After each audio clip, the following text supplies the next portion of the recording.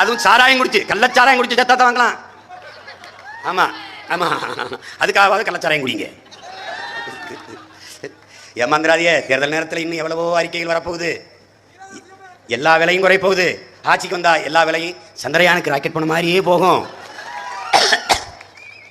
அவங்க அதை பார்த்து வச்சுக்கிறது என்ன தெரியுமில்ல, இந்த பூமியில் குறிப்பாக இந்திய பெருநிலத்தில் ஒரு மாபெரும் புரட்சி இந்த ஆட்சியாளருக்கு எதிராக வெடிக்கப் போகிறது. அப்போது அவர்களுக்கு தப்பித்து போக இந்த பூமியில் எந்த இடம் இல்லை. உடனே இந்த ராக்கெட்ல ஏறி சந்திராயனில் போய் செட்டில் ஆயிடலாமா?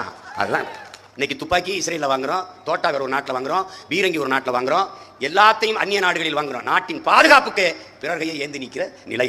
ரபேல் போர் விமானம் பிரான்ஸில் வாங்குறோம். நம்ம ஏற்றுமதி செய்வது ஒன்று தான், சூடம் ஊதுவத்தி சாம்பிராணி, ஒன்றும் கிடையாது.